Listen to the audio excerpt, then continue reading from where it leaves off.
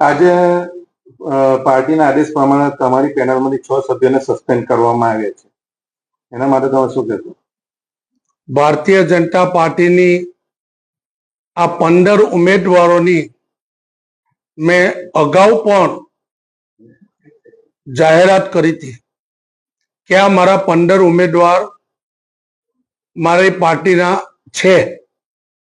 મારા વિકાસ પેનલના ઉમેદવારો મેં ઉતારેલા હતા. આજે સસ્પેન્શનનો 6 જણ વત્તા 3 નર્મદા જિલ્લો એમ કરીને કુલ 9 ને સસ્પેન્ડ કરવા માટે લેટર આવેલો છે. લેટર ભારતીય જનતા પાર્ટીના પ્રમુખ CR પાટીલ સાહેબે પણ અગાઉ મેન્ડેટ આપેલો હતો, પણ દુઃખ સાથે હું કહું કે એ કોંગ્રેસના હતા, BTPના હતા, તેવા ઉમેદવારો હતા. પછી એમના મનમાં થયું કે ભાઈ આ રાખીએ તો એટલે અપક્ષ ઉમેદવાર તરીકે ઘનશ્યામ પટેલને આમોદની સીટ ઉપર જેમનો મેન્ડેટ આવેલો હતો તે પણ અપક્ષ ઉમેદવારને ઘનશ્યામ પટેલનું સમર્થન છે. એવા કેટલાય સમર્થન લોકો ઘનશ્યામ પટેલ પાસે છે. ભાજપના કાર્યકરો એટલા બધા આગેવાનો છે કે એની ફોજ છે. અસંખ્ય સંખ્યામાં ભારતીય જનતા પાર્ટીની ફોજ છે. એમાંથી પસંદ નથી કર્યા, એ દુઃખદ બાબત છે. પણ મેં ભારતીય જનતા પાર્ટીના સક્રિય કાર્યકર તરીકે 15 ને મેં ઉભા રાખેલા છે.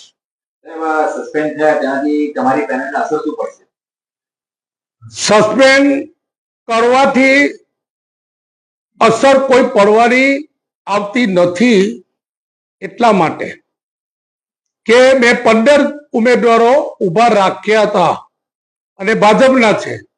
હવે અસરનો સવાલ જ્યાં સુધી છે ત્યાં સુધી ભરૂચ જિલ્લાની ખમીરવંતી જનતા હંમેશને માટે સહકારી ક્ષેત્ર ઉપર ક્યારે પણ કમળના નિશાન ઉપર ચૂંટણી લડાઈ નથી અને આ દિન સુધી કમળના નિશાન ઉપર પાર્ટીએ કોઈ ચૂંટાયો નથી. સહકારી ક્ષેત્ર એક એવું સહકારી ક્ષેત્ર છે કે ગરીબ, પીડિત, શોષિત તમામ સમાજના લોકો મંડળી બનાવીને સહકારિતાનું ધોરણ સાચવીને પશુપાલકોનું આ ચૂંટણી છે. પશુપાલકોની હિત માટે મારે લડવામાં મને જરાય કોઈ વાંધો આવવાનો નથી અને હું પક્કમતાથી બોલું છું કે સહકાર વિકાસ પેનલનો વિકાસ વિજય થવાનો છે. તમે અગાઉ કીધું એ પ્રમાણે ઘનશ્યામ પટેલની પેનલમાં જે છે એ કોંગ્રેસ અને BTPના સભ્યોને મેન્ડેટ આપે, તો તમને એવું નથી લાગતું કે ભાજપના સભ્યોને સસ્પેન્ડ કરીને બીજી પાર્ટીના સભ્યોને પ્રોત્સાહન પૂરું પાડી રહી છે પ્રદેશ? એ ભરૂચ જિલ્લાની જનતા ખૂબ જાણે છે, ખૂબ સમજે છે અને સમજે છે એટલું કે આ બાજુ શું છે તે બાજુ શું છે. તમારા સમર્થકો અને પાર્ટીના જે આગેવાનો છે એ અંદર એમાં સસ્પેન્શન નથી, કઈ કેવી પ્રતિક્રિયા કરતી છે? ફરીથી પૂછો ને. તમારા જે સમર્થકો છે પાર્ટીના, તમારી સરકાર પેનલના અને જે પ્રદેશના આપણા જિલ્લાના આગેવાનો છે તેમાં અત્યારે શું પ્રતિક્રિયા ચાલી રહી છે સસ્પેન્શન પછી? મને કહ્યું તેમ કે સસ્પેન્શનની મને કોઈ અસર થવાની નથી. હું જીતવાનો છું, એમાં કોઈ શંકા નથી. ગમે તેવી પરિસ્થિતિમાં કાવા દાવા કરવામાં આવે તો પણ ભારતીય જનતા પાર્ટીના અમારી પેનલના ઉમેદવાર જીતવાના છે. આ સસ્પેન્શન જે થયું છે એની અંદર કોનો મોટો હાથ લાગી રહ્યો છે તમને? આમાં આજનો સવાલ આવતો નથી. ભરૂચ જિલ્લા ભાજપના પ્રમુખ મોદીજીને ઉપરથી પ્રદેશમાંથી સૂચના અનુસાર સસ્પેન્શનનો લેટર આપવામાં આવેલો છે અને સસ્પેન્શનની કોઈ પણ પ્રક્રિયા અગાઉ કહેવામાં આવેલી હતી કે કોઈ પ્રક્રિયા વગર ઉભા રાખવા માટે મેન્ડેટ આપવામાં આવેલું હતું. હવે આગળની આપની રણનીતિ શું હશે? ચૂંટણી લડવાની છે. પાર્ટીએ શાંતાબેન પટેલ અને બીજા બે ઉમેદવાર છે એમને મેન્ડેટ આપ્યો હતો, તેમ છતાં ભાજપ પ્રમુખે એમને સસ્પેન્ડ કર્યા. શું કહેશો? આમાં એવું છે કે વિકાસ પેનલ આ મેન્ડેટ આપ્યો છે. અમારા પ્રકાશ દેસાઈ અમારી પેનલના તેઓ બિનહરીફ ચૂંટાયા છે અને આજે કોઈ કમરનું નિશાન ઉપર કોઈ ચૂંટણી લડતું નથી અને એ એમને કોંગ્રેસનો અપક્ષ ઉમેદવારને સમર્થન કરેલું છે. આ તમારા પાર્ટીના પેનલના જે સસ્પેન્શન થયા છે સર, એ જોઈને એવું નથી લાગતું સામેવાળાનો પલ્લું ભાડે થઈ ગયું છે?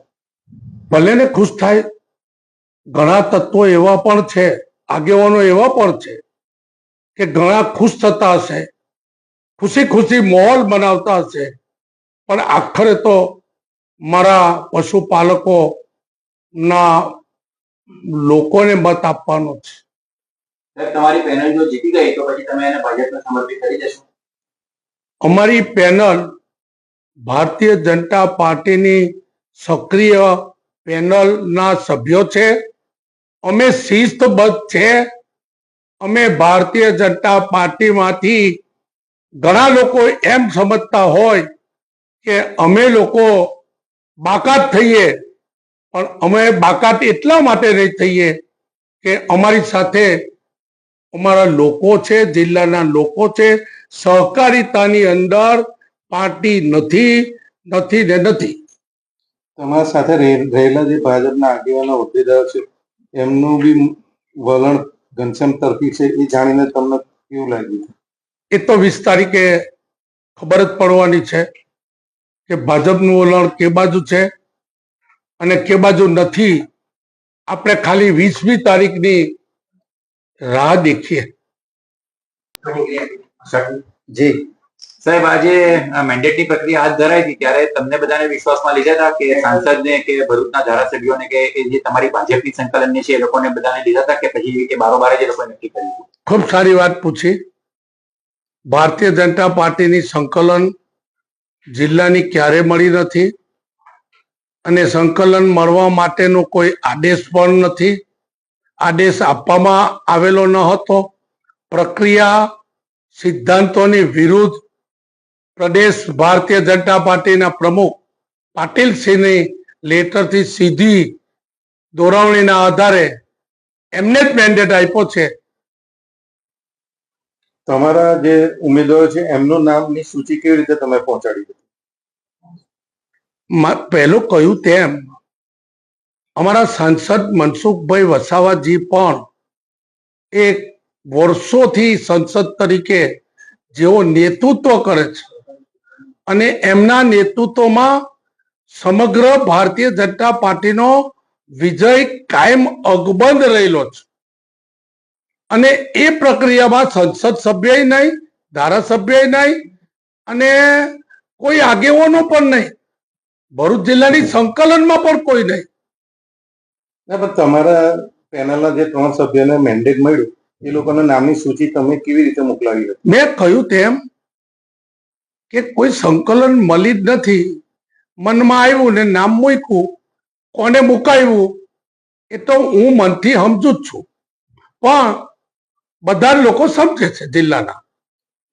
મનસુખભાઈ તમારી પેનલના પ્રકાશ દેસાઈ વિરુદ્ધ આટલું બોલે છે, પ્રચાર કરે છે, એનું મુખ્ય કારણ શું છે? મનસુખ વસાવાજી વિરોધ કરીને કાંઈ બોલ્યા નથી.